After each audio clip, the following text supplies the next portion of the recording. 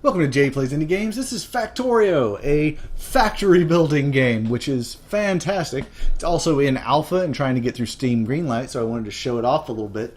Factorio is, you could compare it to something like Minecraft or Terraria, but it's not like them. It's top-down isometric, and you play as one dude building a huge factory to build eventually a rocket defense system so that your people can colonize the planet. I don't know if that's going to be the final form, but that's the form it is now. And right now, it's pretty fun. There's a lot to do in the game right now, and a lot to see, and a lot to have fun with. I think the enemies aren't fully done, but that's just me talking. I haven't seen any development stuff about that. But the enemies, that's the weakest part of the game right now. The biggest part of the game is just the building and having fun with that. So, we're trying to build a rocket defense system on the planet. That's what that said. And the first thing you do when you find a new place is locate your resources. Right now, my resources are stone, which is fine. Here's some stone. Iron, which, it's right here. Very nice. This is randomly generated, but I think I saw those on the mini-map. We also need copper and coal. In prodigious amounts, and hopefully close to the iron. The iron is the thing we tend to need the most of, which is, well, we have a huge deposit of it, so that's fine.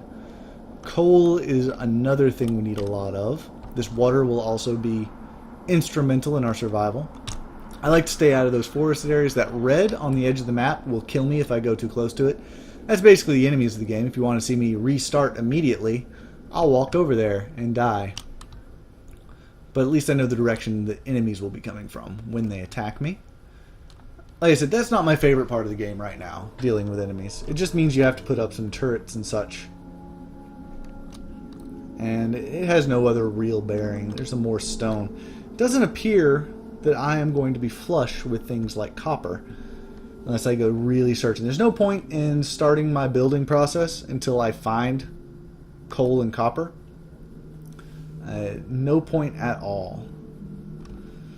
So there's more iron over here, which is good, because if I find copper further over, I'm gonna this is disappointing.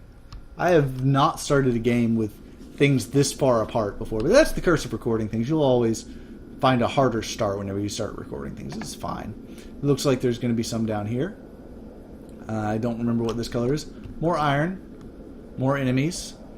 And in these woods is the copper that I need, but there's no coal on the whole map still. And we're going to keep heading down. Oh, oops. Okay, here's the combat from the game. It just shoots whatever's closest to your cursor, and I'll restart the level. That was a bit unfortunate. Okay, so we're going to start again. This time we start standing on coal and right next to stone. There's copper right there, and there's iron right there. This is more like a normal start. I'm sorry that other much more difficult map didn't work out. Actually, I'm not at all. I am not sad. There's also, let's see. It looks like there's some oil right down here for when I need oil, but that's later. Requires some research to need oil. So what do we do in this game? We're going to get to that. We're going to get to the actual doing stuff now. So we've got all of our resources. Copper's a little bit further away than everything else, but that's not a problem. To start with, all we have is this stick. And as you can see, it would take forever to do anything with this stick. That little bar across the bottom is progress of getting one piece of coal. I think my stick broke. Oh, I accidentally moved, so it started over. It's terrible, right? Not to worry. This is a crafting game. Obviously, I just need to craft an iron axe. And I could get coal with this iron axe and much more quickly than with a stick, right? Right? But who wants to dig out their coal all on their own? That seems meaningless. Instead, we can get this mining drill. And this is iron up here, but iron tends to be the most important thing of all things, so I don't mind so much putting the mining drill up here. I'll put it right in the middle of all this iron, so bam. And it's a coal burning mining drill. Let's get this tree out of the way. So it requires coal to function, but when it functions all on its own, it's going to spit out iron for us. There we go. Wonderful, wonderful iron. And if I put that through a burner, let's put the burner down here next to other things. So I go down here, back, pick this up, this wonderful iron ore. I did pick it up, I hope. Come down here. Actually, I'm going to have to grab a piece of coal to do this. Here we are. Put it in there. I can fuel this burner. Put my iron ore in there, and it will make iron plates for me. So I don't have to craft everything myself, even though I can, actually. In fact, I can quite automatically. It just takes time if I'm doing it on my own, whereas everything's instantaneous if you automate it. Research in this game allows you to automate things more and more, but the more automation you do, the more parts you need in this whole factory thing that you're creating. So what do I need right now? I need coal. I need coal, and I need coal. Lots and lots of coal.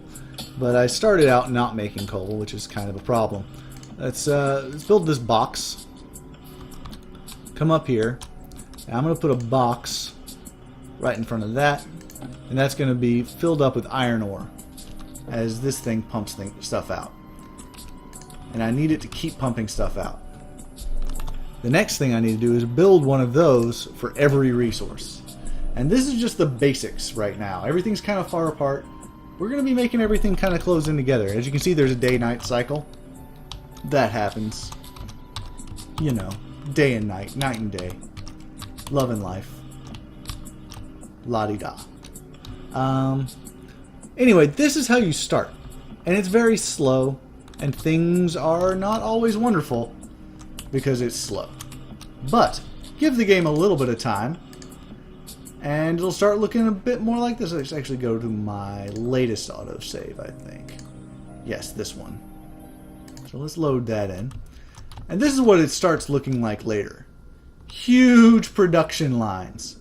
You've got all this stuff kind of automatically, but let's put that up.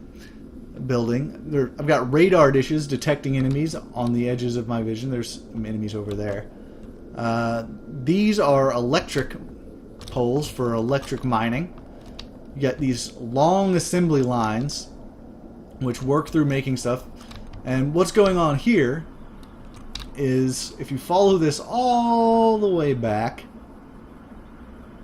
and I'll walk you through my current production chain after just a couple hours of playing the game.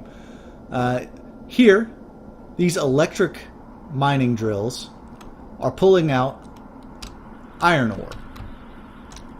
This iron ore follows this conveyor belt all the way down here.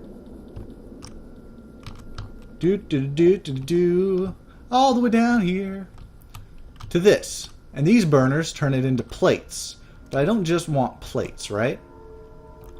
So I've got them running into what's called a splitter. And the splitter puts half of them here and half of them here. So over here, I just get an output of plates constantly. As you can see, making tons of plates. Here, every other one goes into this burner, which turns it into steel. So I get some iron plates and I get some steel plates, and that's all wonderful. But that's not everything I do, and I haven't fully automated everything in this base yet. So you can see some disconnect in the assembly lines. But here, what was I making here? Right. Here, if I put in some metal, was that the right thing to put in there? I don't know. It should be. What's missing from this? I'm making iron gear wheels out of this, which is interesting. Looks like a lot of this is stopped. Alpha stuff. Rotate, rotate, rotate, rotate. No. Whatever. This thing outputs into this, which is making transport belts for me. And it should be steel plates that I put in that, I believe. Iron plates. Because yes, it accepts iron plates. Oh, and it has a ton of them in there. That's why it's not doing anything.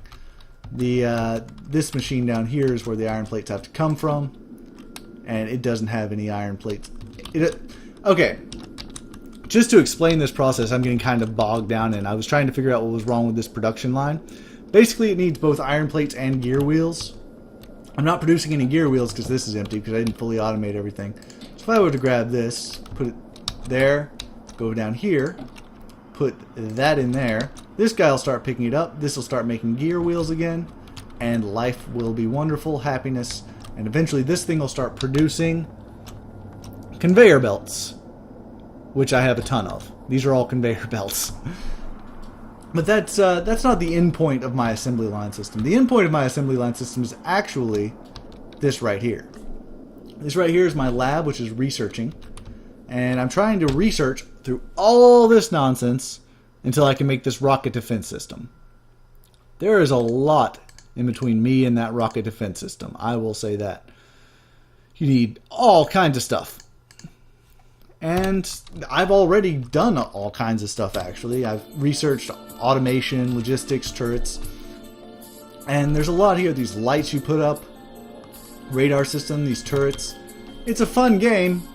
It's very complex. If you look at some saves that are very, very very far along, you can see these huge, efficient factory systems that people have put together. And you can look at the development website and see all those. I believe it's Factorio.com, but I'll actually have a link to it in the description below.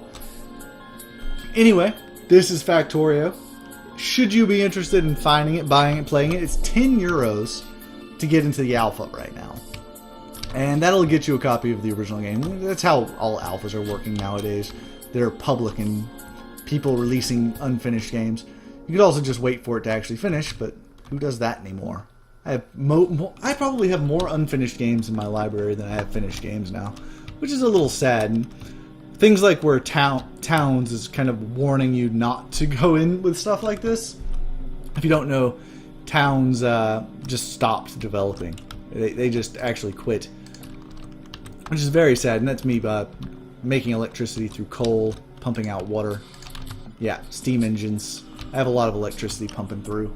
Need it. Got a lot of factories going.